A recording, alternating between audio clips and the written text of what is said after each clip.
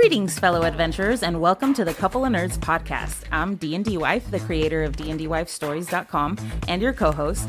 Joining me is the man behind the screen, my brilliant dungeon master, and also my husband, Eguile. Say hi, Eguile. Hey everyone, excited to be here sharing our nerdy adventures with all of you. Absolutely. So what's Couple of Nerds all about? Well, we're diving into the realms of Extraeus, sharing our experiences, playing D&D in our apartment, and exploring the intricate tapestry of relationships both in and out of the game. And we got some exciting segments for you all, from lore deep dives to crafting tips, artwork showcases, and relationship advice on and off the table. We've got a little bit of everything for every kind of adventurer. So whether you're a seasoned adventurer or a tabletop newbie, we invite you to join us today. Tune in, relax, and enjoy the magic of Couple of Nerds. May your rolls be natural 20s and your adventures be legendary. Welcome, everyone, to our episode 7 of Couple of Nerds. Joining me today is my husband and dungeon master, Eguile. Hey, everyone. So today is going to be our very first episode of our segment, Just Us. It's going to be super fun. Yeah, really what we wanted to do was to give everyone a little bit of an opportunity to kind of learn about us and also give us an opportunity to share what we do outside of D&D, and that we're not only just playing D&D 24/7. Yeah. We do other stuff outside of Dungeons and Dragons. Yeah, I mean, obviously we're both nerdy people, and we were that beforehand in different ways. You were very much into more books, where I was much more into video games and that kind of fantasy settings. But it kind of bridged because, honestly, books, video games, they're quite the same. They're very similar. You know, you have your protagonist, which usually in a video game you're playing. So that's super fun to be the person to do that. And so, you know, for a Couple of Nerds, we really wanted to showcase the nerd side of us, I guess, is the way I would see it. Yeah, and we changed it up a lot in the sense that it's not just one show, and it's really kind of this amalgamation of all these different themes and settings and styles that we thought really kind of culminated into the entire tabletop experience. Yeah, everything that goes into creating that sort of space. And it's not just for D&D, it's for other tabletop games too. Yeah, I mean, and we find, like most things, it's really, you know, you learn, and then the tricks that you learn can help others. But because you only meet with the same 6 people every other week, you don't really get that opportunity to talk to other people and let them know. And so we thought, how could we do that? Well, a podcast was the first thing that came to mind. Yeah, and it was kind of a nice idea of putting our stuff out there and hopefully inviting people to comment, let us know what their experiences are, and share that information. Oh, yeah, because, you know, not only that, but we wanted to be able to learn more about others as well as ourselves and what other nerdy things that we could go find that maybe we like together, separate, but also wanted to go out and have more experiences. Like, I know for one, you've always wanted to go to a Ren fair. Yes, I've never been, and it's always been a dream of mine to go. So that would be amazing. Yeah, I mean, I've always kind of wanted to try one of those escape room kind of situations and kind of put my fear of being locked in a room, but kind of put myself out there for a different kind of experience, kind of put myself in the shoes of some of my players when I lock them in a dungeon or something and they have to figure out how to get out. Right. It might give me some new ideas how to torture my players a little.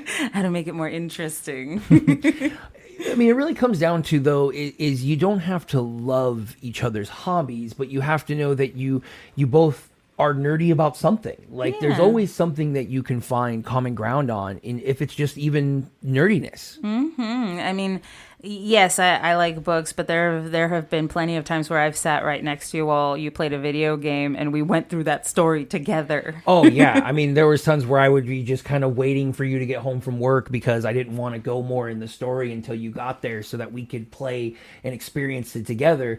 Even though you're not the biggest fan of playing video games, just sitting there and enjoying the story was a blast for you. Yeah, it was super fun. I remember playing some of the Tales games that we love to play. Oh, yeah. Those were so emotionally. Borderlands was a big one for you. You love Borderlands. I love Borderlands. That was fun. And Destiny was like a similar style of video game. And so we found that, you know, there's a pretty eclectic mix of things that we like to do. So we figured, everyone else out there probably has a very eclectic mix too, and perhaps we can learn of even more stuff out there that we didn't know about before, simply by encouraging people to share their stories with us and us sharing our stories with everyone else. I'm a big fan of all sorts of nerdy things, but one thing I've really wanted always to do is like maybe LARP sometimes. We'll have to see. You know, our town does have a local community, at least they did, of LARPing in the park next to our apartment. Oh, snap. So, okay. I mean, maybe one time we can figure it out and see who does it, and perhaps update everyone on another of Just Us if we actually are able to do that. Oh, you hear that? Stay tuned. I mean, but, you know, being a nerd and trying to have a relationship, a family, or just be on your own, there comes with a lot of challenges. And we find in this day and age, I mean, one of the major challenges we face is just where we live and handling our adventures and our progress in an apartment. Yeah, that's always tough. And no matter how big your apartment can get, there's really a very limited space that you can have regardless. Yeah, and you want to be able to like show off your expression, your nerdiness, your funness, your passions. But at the same time, a lot of our passions are huge, cumbersome, bulky, and have a ton of parts. Yeah, or they require people to play with you, and so that's a tough thing, too. I love Gundam models, but, I mean, just to start setting them up takes so much space and time, and you got cats that play with parts and take parts, and it's sometimes difficult to have these hobbies in an apartment setting. It's just, you wish you could have multiple rooms just dedicated to each of your crafts. Yeah, I mean, with my miniature painting, that was a big concern as well, is how are we going to fit all of this into one tiny space? But we managed it. We figured it out. I got my little portable set to hold all my paint stuff in, and that was a great solution to kind of compartmentalize everything. Oh yeah, I mean, storage becomes the name of the game when it comes to living in an apartment. But I mean, even then, there's even more with, you know, obviously with an apartment, you're surrounded by individuals, and not that we've had to deal with a ton, but we've had our share of crazy encounters with neighbors high on certain drugs that are freaking out, or, you know, neighbors kind of coming to check up on the loud screams coming from our apartment and hoping no one's hurt. Yeah.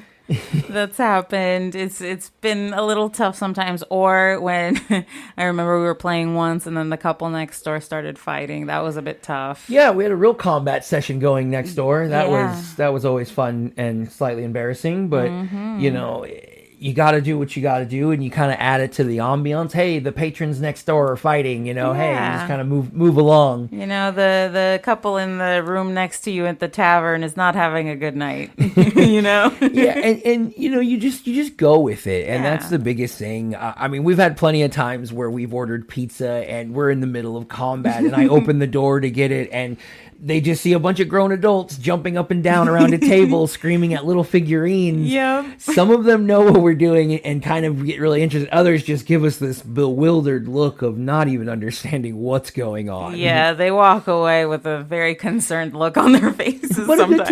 a good tip. Good tip. That always kind of quells the suspicion. A major thing for us is always, what we try to do is plan like events at least every 6 months or so. Try to get out, even if it's something as simple as driving up to the foothills and coming on back. Yeah, life is tough, and you know, we know that work and everything that comes your way kind of gets in the way of you enjoying yourself, and so it can get a little tough to get away from it all and spend time with just yourself or your partner.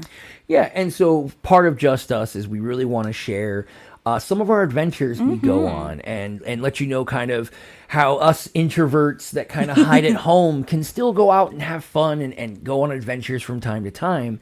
And one of the things that I had experienced much younger in my life, in my early 20s, was going to anime conventions. Yeah, something I had never experienced before. I mean, I think it was 2007. I went to SAC Anime. It was like its third in, you know, creation, very homemade. It was just people having fun. And I didn't, you know, realize until I believe we started talking that you had always said, well, hey, I kind of want to try something like that out. Yeah. I'd always grown up, you know, hearing about SAC Anime, Anime Expo, Comic-Con, of course. And so those were always like, oh, I wish I could go. I wish I could afford to go, you know? I mean, that, you know, I had gone to Anime Expo, but that was one of my first, and holy cow, is it an experience when you don't really know what's going on. Yeah. So I felt really good being that I could be kind of your Anime Expo Sherpa and take you along and kind of give you those kind of tips and tricks of dealing with conventions. Yeah, it was definitely something to take in. I'd never really been surrounded by that many people in such a small space before. Yeah, that's one of the fun things, as anyone who's been out on conventions know, that the smell can get quite ripe. Well, correction, it was a huge space, but because there were so many people there, it felt so small. Yeah, it didn't help that it was raining that weekend, too. That was so tough, a lot of wet dog smell, which is great. But yeah, in essence, we actually, to show and share, is we actually had just recently had gone to SAC Anime Winter in January. Yeah, that had been, I think, my first one? Second one. My second convention. But SAC Anime has been my only convention so far, but I've gone like 3 times now. Came back as a veteran. Yeah, I was ready. and it was held in the Sacramento Expo Center. It was a great location. But what we always do, and I know it's tough for a lot of us, especially now in the economy, it's tough to see that ticket price to go to a convention. Yeah. And then also see the food costs. If you have to stay in a hotel, it does add up. And if you're anything like us and trying to get by, play D&D, it's an expensive hobby. So you got to find ways to save money a little bit. Yeah, you got to make sure that you keep within your own boundaries, your budgeting, but also you want to make sure you have fun, right? So what we recommend really is budgeting for yourself for this, set aside some money. So if you're going to, SAC Anime tickets cost like $50. So make sure that you adjust for that and then give yourself a little extra for spending. Get yourself one souvenir, something to remind you of the trip, to have fun. Oh, yeah. And the big thing that we saw was it's food. I mean, food's expensive. I unfortunately had to buy some drinks from the concession, and we're talking $5 for a can of soda. So what we really do is just get yourself a mini cooler for your car, fill it up with some bottles of soda, drinks, water, whatever you prefer, and just keep that in your car. All the parking in the area is so close that you can just go to your car, take a break, get a little bit of kind of quiet, kind of peacefulness, get away from not the being crowd. surrounded by people. But it helps really cut down on how much you have to spend, and you can save more of that money getting autographs, pictures, getting all the kind of more fun stuff that you're only really going to find at SAC Anime. Yeah, they have some really unique stuff that's quite awesome. And if you know where to look, you can get some pretty good deals while you're there. It's not that bad. Don't be afraid to haggle. I mean, that's, I think, a big thing that a lot of us don't realize is this is kind of a big swap meet. You can make deals and bargains and kind of test, because these guys are here because they're here to sell product, but they're also here because they don't want to bring anything home. So always remember that, especially if you're waiting on a 3-day con. If you can hold out, and if it's still there by Sunday, that's where the deals start kicking in. Yeah, that's where you can break them down a little bit. Yeah, some of these guys will go half off on something just so they don't have to take it home. Because it costs more just lugging it all back and forth, But we had a major goal this time. So we had already gone to SAC Anime before, but it was Dndwife's first attempt at a convention. So we didn't know, so we went and we just kind of did the bare minimum. Yeah. But this time we had a goal. We were prepared. So we had 2 awesome people visiting this last convention that for both of us were some amazing voice actors that we really wanted to meet. For DM Eguile, it was definitely Christopher Sabat. Oh, yeah. I mean, this is a man that I've practically grown up with, being a DBZ fan. I mean, DBZ Vegeta is my favorite character of all time. Yeah. And just, he voices so many characters I love. And we had even talked at the previous one saying that the only real person I would want to meet would be Christopher Sabat. Yeah. And lo and behold, the very next convention in the winter, he was there. Yep, it was super exciting. So we set aside a lot of time. We wanted to get there early, especially on Friday, because we thought, hey, there might not be a lot of people there on Friday to get a signature. Oh, yeah. And we were there for a few different people. And as we saw that there were a great collection of stars there, and we first knew, obviously, we had to do the biggest star first with Christopher Sabat, because we expected a line. We didn't quite expect the line that we got. That line was Holy insane. cow. We waited for 7 hours.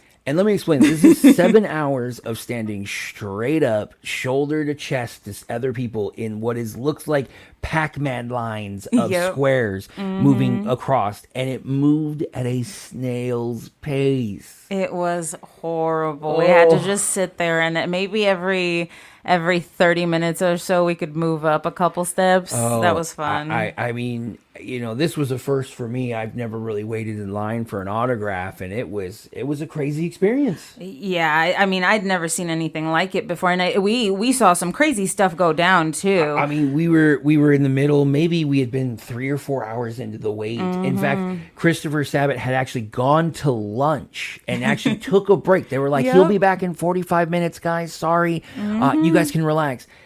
And all of a sudden, this poor girl in the middle, she was very small. I mean, you couldn't see her amongst the bodies that were surrounding her, and she faints. Yeah, she almost fell to the ground. Honestly, if it wasn't for the mama bear next to her. Dressed as Android 18. Yes, it was great. Shout out to Android 18 because she saved this girl from hitting the ground so hard. She grabbed her immediately. It was almost like she knew something was going to happen because she moved before the girl started to fall. It was crazy. And that's the biggest thing, too, that I loved and it was great for you to see because I had been explaining this to you about community. Yeah. Because, it was like, hey, should I be worried? No one here. We're all here for the same goal. We're all here to have fun. And when that poor girl had any distress, everyone stopped what they were doing. Everyone looked for help. Everyone split. There wasn't a question. His belongings, like her father's belongings, which she was waiting for, were laying there. It was hundreds of dollars of belongings. Yeah. That thing, nobody touched. No one. Everyone was there to protect this girl and make sure she was safe. And that shows you the community. It didn't matter that we had all been tirelessly waiting in line. Our major concern was that no one gets hurt. Yeah, that was the biggest concern. Everybody was trying to help. There wasn't anybody who was like, oh, who cares, And we got an update. She was fine. She had a very panic attack. I guess has little issues around crowds, people. And we were right there with her. If it wasn't for the fact that I was a little taller and probably could get some fresh air, I would have been right there with her. It was so claustrophobic. It was definitely tough. So she should not, she shouldn't feel bad at all. This happened. Yeah. And all of that, it felt like an eternity in line. But once you get to the front and you can actually see the artist, you actually get to see these guys in their real kind of action. And God, he was hilarious. Oh yeah, talking to the fans, he was so smooth. I mean, there was a young man came up to him as a Goku, but he was physically injured himself, and Chris just started laughing, saying it was the best thing ever, best cosplay, injured Kakarot, and I'm sitting there behind trying not to obviously eavesdrop, and I'm cracking up because it's just so freaking funny. Yeah, I think his words were like, just what I like to see, an injured Kakarot. That was the best line ever. We trudged, we struggled, we made it through, and we probably couldn't have been even happier. It was the best. You got to talk to him. I know that was a big deal. We got to take pictures. You let me. You kind of secretly surprised by getting the uppers for letting us be taking pictures with him. Yeah, which was great because I never would have been able to think to do that. Yep. But I mean, it was worth it, and it was literally our entire Friday at the convention was just getting this signature. Yeah, it was the only thing we could do, and afterwards we were so exhausted that we just had to go home. We couldn't do anything else. And I'll post this on the Discord, our signed Vegeta, because it's also a custom quote he was willing to do for me, which was a great difference to just this kind of standard saying that he would probably wrote on everyone else's. So it was a great experience. I got to tell him, I've been listening to him since I was about 12. And he thanked me, shook my hand, and I was shaking after it. And I had a little bit of that fanboy moment where I had to kind of go chill off to the side. I gotta breathe. Hold on a second. It was so good, so good. Yeah. But I wasn't the only one that got to have an experience. No, you weren't. I was super excited because right on the other side of Christopher Sabat was Amelie. And if you don't know her, she's a VTuber and a voice actor. She does the voice of Marin in My Dress Up Darling, which is an anime, a slice of life. And one of your favorites. One of my favorite animes. And she's also the voice of, I think it's Uta. In the movie, for One Piece. She's Shank's daughter, and she sings an amazing song. I mean, she's so good at singing. So I was just super excited. I got this really amazing looking Marin figurine where it has Marin like running, and she signed the leg so it looks like a tattoo. It is so dope. And she was a great person too. She was full, like she was just so much fun talking to us, and it was another time where we got to interact. I would never think that you would be able to just sit there and like talk to them for a few minutes and then generally feel like they cared. I mean, we had conversations. I mean, she loved your figurine because she hadn't seen that one before. Yeah, it was a unique one apparently, and so she was super excited to see it. She was asking questions. We asked her about like when the next season was going to come out, but she didn't know. Well, I got to shout out to her. She worked her line great because it was a much shorter wait. It was just as long as Christopher Sabat's, but her people were moving people through quickly without making it feel like they were shoving people through. Yeah, it was a great, and that's the fun part about these conventions, in that you can meet these people and kind of get actually face to face and see the people you like and that you hear. And it's so crazy to me when I hear the voice and then I see the person. It's like, holy cow, I'm just getting all these images of all the people that I've heard them speak as. And it's such a cool, fun experience. Yeah, you get to hear what their real voice sounds like, and then you kind of get to match it up to what they've done and be like, oh, I see where they dropped their voice here. I see where they made it more gravelly. And not only that, but we got to also learn of other things as the Hell of a Boss crew was there. And oh my we God. had no clue, but seeing just the fans go crazy over the voice actors, we knew we had to find out why. And some of the cosplayers looked insane. It was amazing. Yeah, it looked so cool. Some of these people really put effort into their costumes. Oh yeah, and so when we see that, we kind of almost gained a fandom just by the sheer energy of the fans. And now all of Vizzy Pop stuff we've been watching has been Hotel. Oh yeah, everything. We've become fans in another nerddom. Yep. I have like all the songs. I sing them in the car. Now, you might be saying, an anime convention, obviously anime fans, but don't get me wrong, D&D is everywhere. Because there were, I kid you not, D&D tables set up for people to have quick one-shots. Yep. As well as plenty of merchants selling D&D gear and merchandise. Oh, yeah. And there wasn't just merch and certain areas. There was an entire section dedicated they had a player's to tabletop court games where it was just, it gave me weird and bad ideas for the next SAC anime, because I'm like, oh man, I could maybe do a little setup here. We can see what happens. Look out for maybe a couple of nerds podcast live from SAC anime. Maybe. But it was cool because it just shows we're all in this together. It doesn't matter if it's anime, it's video games. D&D is everywhere. Oh yeah, there was a tent that was handing out quests and stuff for the convention. It sucks that we got hilarious. there late and they were already done. They were out. They had already given all the scrolls out for the day. But it was cool. They had little live action quests, and it was and they awesome. had all the dice. And there's something about being able to like go and purchase dice and like touch them in order to see how they roll. Yeah, having them these large trays, because you buy them online. Yeah, sure, you know what you're getting, but man, to try them before you buy them. Oh, I mean, you're a dice goblin. My beautiful shiny dice rugs, yes. Touching them before purchase is definitely a must. Yeah, so it's really cool that, if you feel like, hey, what if I stand out? Good.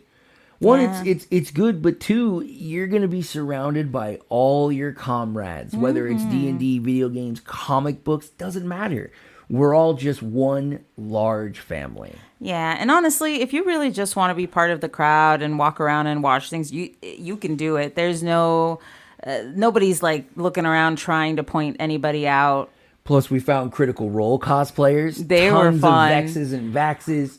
I saw the most amazing Fern. She was able to do the hooves with these really tall platform heels that were crystal clear, and so the hoof part, like the heel, you couldn't see. Cool. It was amazing. It was a cool way to do it. Yeah, it was very well done. She was so sweet and let you take a photo, so maybe we I might post that on the Discord, so everyone can see what it's at. Because really what we want, and we encourage all of you, share your travel stories, your travel photos, the different places. Be sure to take pictures in front of the kiosks and the stands and show us where you've gone. Maybe we were at the same place at one point. Maybe we can join you next time and see your place that you like to go, your convention, whether it's Toy Con. I think Sacramento Comic Con is coming soon. Ooh, that'd be fun. There's all these ways that you can go and find a new community to kind of connect with. Yeah, definitely. I always love finding new awesome nerdy stuff to follow, so that'll be like a good treat. But it just emphasizes, I think, the importance of making our memories, together. Life goes by fast, and if you don't take time to go and do those little fun, quirky things, man, just like a D&D campaign, you're old. You're old and gone and retired. Yeah. You finished your quest, but and it's not just with your partner too. You don't have to have a partner to share these memories or these experiences with people. You can share them with your friends, your family. We saw a bunch of family cosplay groups where you could see it was the mom and dad, and it was, hey, you don't have to stop being a nerd because you have kids or other. No, take them with you. They're great Ewoks. They're great little cosplay tools that you can use to make your look even better. Yeah, I've seen a gorgeous Demon Slayer costume where the little sister was Nezuko as the tiny version. It was so cute. And the backpack thing to hold, it was so great. Yeah, it was great. So there are definitely memories you can make with, people other than your partners, your significant others. And it's important to do so that you remember where you've been, and memorializing that too, I think is important. Take a lot of pictures. Oh, yeah, because and really it sounds archaic, and I know it's kind of ancient technology nowadays, but we print out our photos. Yeah. We put them, and we have a wall that is just dedicated to our travels. Just us in a picture in different locations all over the world, and we want to keep adding more and more to where it takes a giant wall space that's just remind us. So every time we walk by, we're reminded of all the joy, all the trips, all the treasures that we've created. Yeah. Every time we walk into our living room. All the memories that show where you've been in life. You could be like, oh, I know what we were doing at the time we took that photo. I know how we were feeling. Oh, I feel like every time I look at a photo, I just get snapped back to that moment for just a brief second of where we were when that picture goes on. Yeah. And it's almost just like a D&D campaign. You don't just go to the main quest, rush through and go. No, you take every side quest on the way there. You stop at every town and you turn every rock and everything because you want to explore. Just like life, do the same. So go out and explore, go out and make the memories and keep track.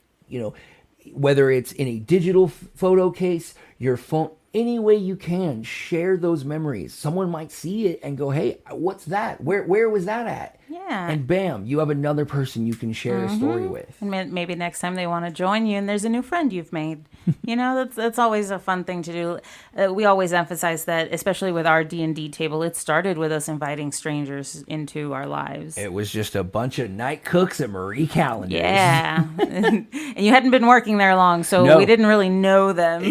I remember it was I think the second day where we were like, we probably should have done a little more background testing and checking on these before inviting strangers into our apartment. But you know what?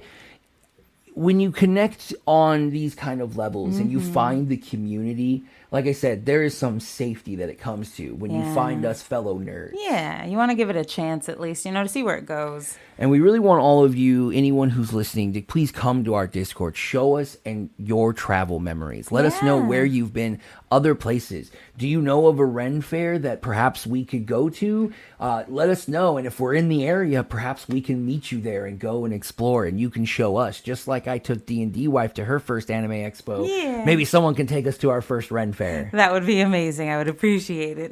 That would be so much fun. But for our next episode, you can look forward to just us being all about work and D&D, how we balance those. Yeah, we're going to be talking about my most recent career shift that had to happen. Fun. And how it kind of affects your game and how, you try your best to adjust. But, D&D is kind of an evolving thing. And as your life changes, sometimes you have to move your stuff around. Yeah. And the trick is just always knowing knowing that, yeah, we want to come together, we want to play, but we have to understand life comes first. Understanding that you have to prioritize life over fantasy, I think sometimes is important, just because you can get caught up in wanting to play with your friends all the time, but you have to pay the bills at some point. Yeah, and you know, being a DM's tough because I always want to really be able to play every day, but at the same time I have to make sure I take care of myself, my wife, and my own family. Absolutely. So that way I can provide the best games and the best sessions I can possibly provide for my players. Thank you so much for listening to us, coming to each episode and hearing what we have to say,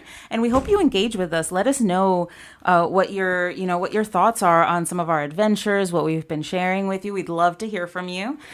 Like and subscribe. Make sure that you download at Spotify, Amazon, and iTunes. We would appreciate it. And remember, every single person's voice matters. It doesn't matter. We know right now that we're really starting off small, but we want to show that even though we are still starting small, we want to hear from every person. We want to connect. We want to create this large community of couple of nerds to go global. Yeah. And we want it that way to that we have a connection point of people that are like us, wanting a community that play D&D and just have fun. And sometimes we're scared because we're all alone, and you just have to reach out. And so here we are saying, come to us. We're reaching out for you. Just come reach out for us. Join us, fellow nerds. You can come meet us in our Discord. Make sure you drop in a comment. You can ask us questions. We engage in a lot of discussions. We recently had a big kind of questionnaire going on of a rookie DM trying to figure out how to deal with some of the issues that her players were kind of putting her through. And it was kind of nice to see all of us give our input and our feedback, and this person was able to kind of get a better understanding because they had no one else to talk to about issues that a DM can face. But we're here for that. We're always going to be here for that. Yeah. Well, thank you so much for joining us on today's episode. We really appreciate you listening. And we'd just love to keep doing this again, I think, And just keep listening, keep liking, keep subscribing. Yep. Make sure you understand the value of those nerdy adventures. And that concludes today's journey through the realm of Couple of Nerds. We hope you had a blast exploring the intricate world of Extraeus. Don't miss out on the visual extravaganza over at our YouTube page at Couple of Nerds Podcast. It's where the magic comes to life with exclusive video segments, art previews, and a peek behind the curtain. Dive deeper into our adventures by visiting dndwifestories.com, your haven for all our podcast transcripts and a treasure trove of content dedicated to the captivating universe of Extraeus. Your unwavering support is our greatest treasure.